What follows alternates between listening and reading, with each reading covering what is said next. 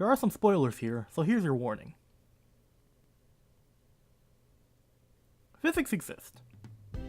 I know, shocking, but that's the laws of nature for you. Newton's third law states that, for every action, there's an equal and opposite reaction. If you've taken science classes in school, you should know this.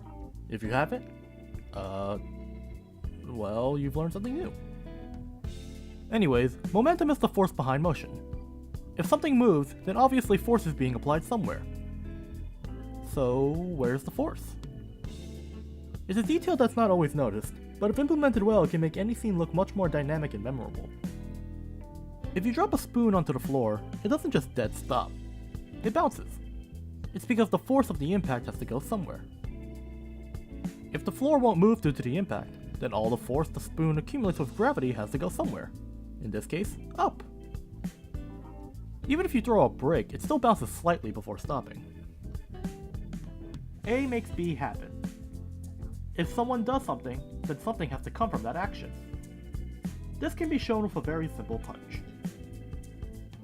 What exactly happens when a fist connects with an object? An impact. What happens if it misses? The fist goes off to the side and keeps moving, usually throwing the person off balance. And that's what's important. What is the ultimate result of the fist as it's moving? It is an action, so a reaction has to happen. So why is this important? It's because the energy put into the motions help add weight to your scenes. It's more imperative in fight scenes due to their lack of dialogue and their actions having to convey the story for you. Anyone looking for a bad fight scene has obviously looked at this one from Star Trek. Notice how slow they are? That's because they don't put enough force. And how weak those punches look? It's probably because they're afraid of hurting each other. Regardless of the reasoning behind why it looks like this, you can't really call this a good fight scene. Nothing feels like there's any good weight to it. Not only is it boring, but it just looks ridiculous. It's not proper usage of momentum. There are a million examples of what makes a good punch, but I feel like the best one I can use to show off both using and not using momentum is this one scene from the aptly named Batman v Superman. In this one sequence, you can see two different levels of momentum being used.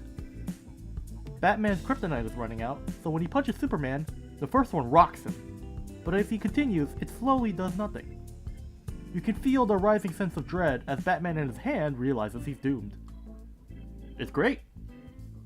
It shows off how the follow through of a punch, and then not, can make a scene memorable. But if we take the scene and just repeat the beginning and ending punch, look at the difference. The first punch looks like it hurts. The second one just dead stops. Not very good looking, is it? Of course, this is done on purpose. It's a lot harder to find a really bad punch due to usually not being good enough to make the cut to begin with, but some of them exist. And it's not just fight scenes. This bit of physics applies to everything. Running and suddenly stopping, you trip and slide. Wind blowing, stuff gets blown around. Someone moving, their clothes moving back and forth. If you want to make things feel alive and real, then you have to account for the fact that all actions have a reaction. It's a simple concept, right? Well, some people just forget or ignore it. It does add a lot more work with all those little details. But momentum can make things feel more dynamic. If someone swings a sword, keep in mind how they would need to adjust if they miss. Or what actually happens after the swords clash. At least have the body move a bit to show if it's doing anything. Don't go too overboard with this. You just need to add enough to sell the idea that it works, not worry about every little detail. Well, you could, but there's a difference between what adds to quality and what's excessive. Things are always moving, so just keep that into account when you're making scenes with motion so that your scenes feel a lot more impactful. If you gained anything from this, just keep in mind that A makes B happen. That's all I have for now. Thanks for listening, and see you next time.